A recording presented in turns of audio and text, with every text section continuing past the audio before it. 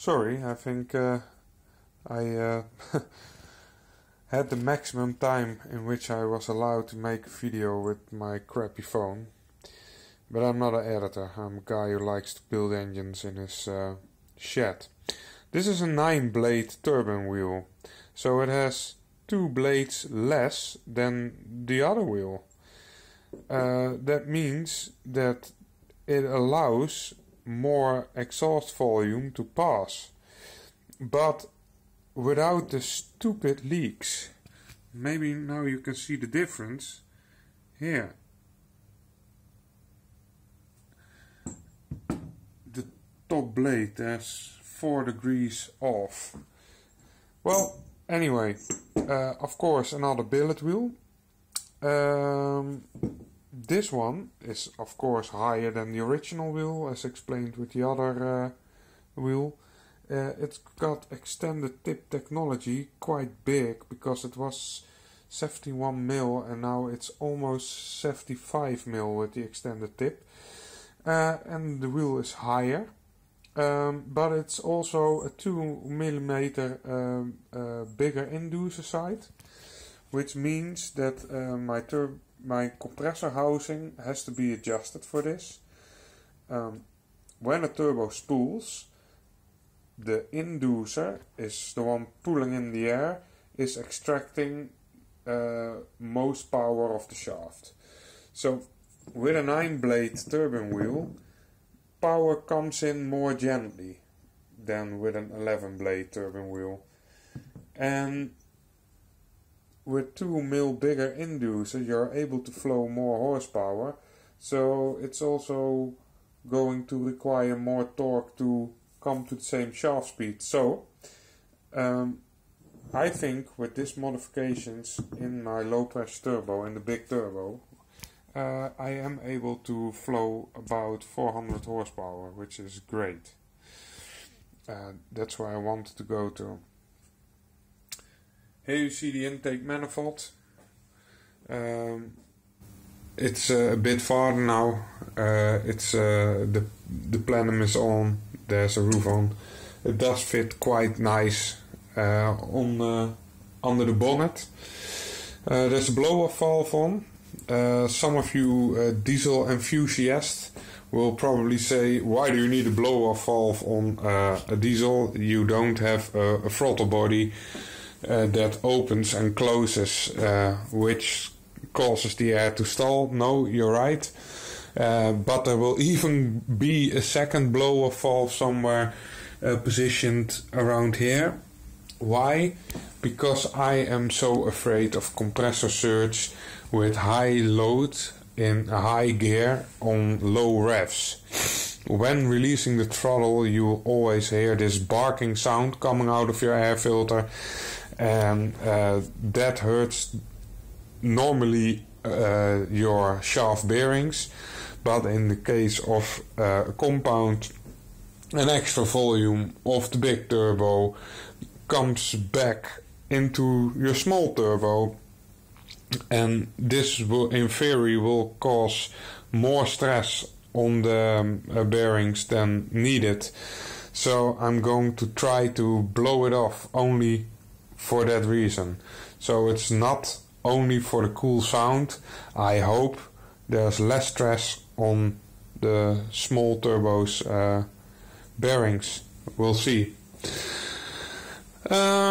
Mounting a water intercooler on your intake manifold is gonna bring some problems with you, because your engine is about 90 degrees and your cylinder head will be here 90 degrees. This is what I want this to be 20 degrees, because there's water flowing through cooling the engine, cooling charge air. Sorry. There's gonna be a lot of heat transfer between the cylinder head and this molded cast aluminium air intake. To prevent that, there is a spacer. I don't know where it's from. It looks like it's wood, but it's not. It's some kind of plastic. You also got spacers for the bolts.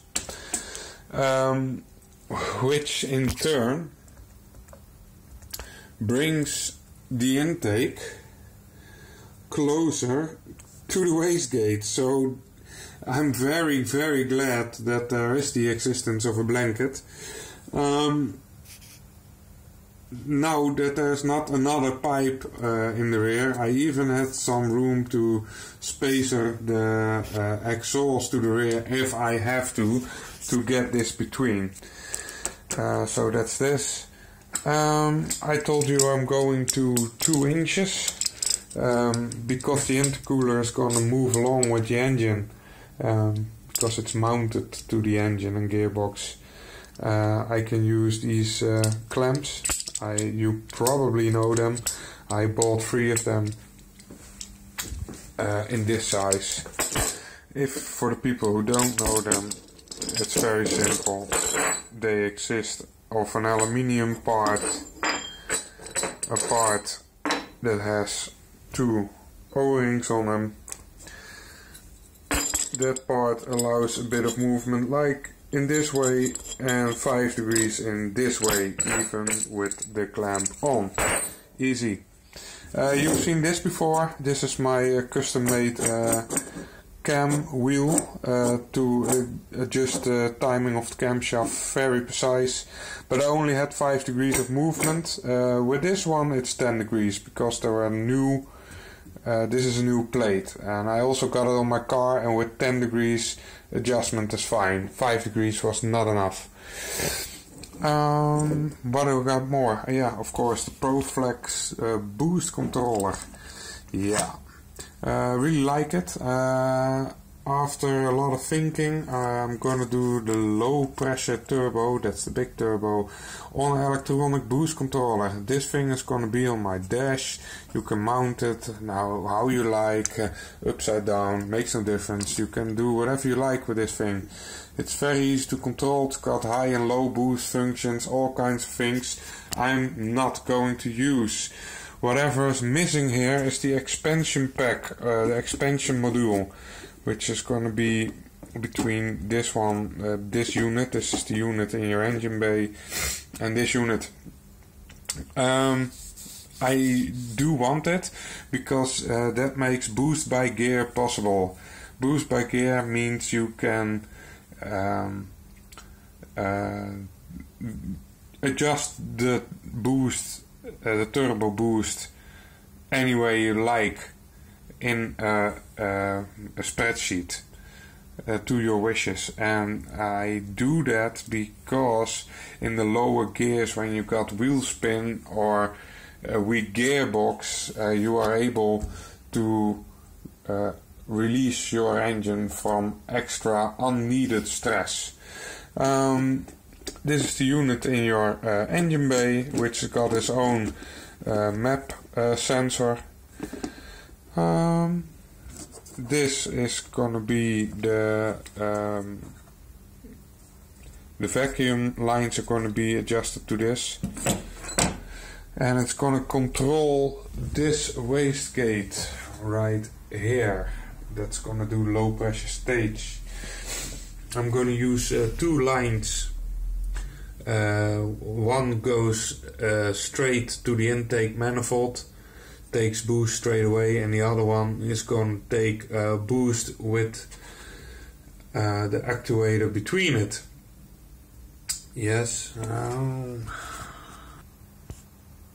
Here you can see the expansion pack between it. You can log in with a computer program and do about anything you want.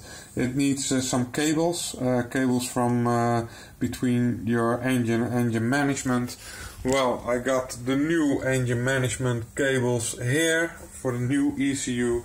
The older one is here, completely sorted out.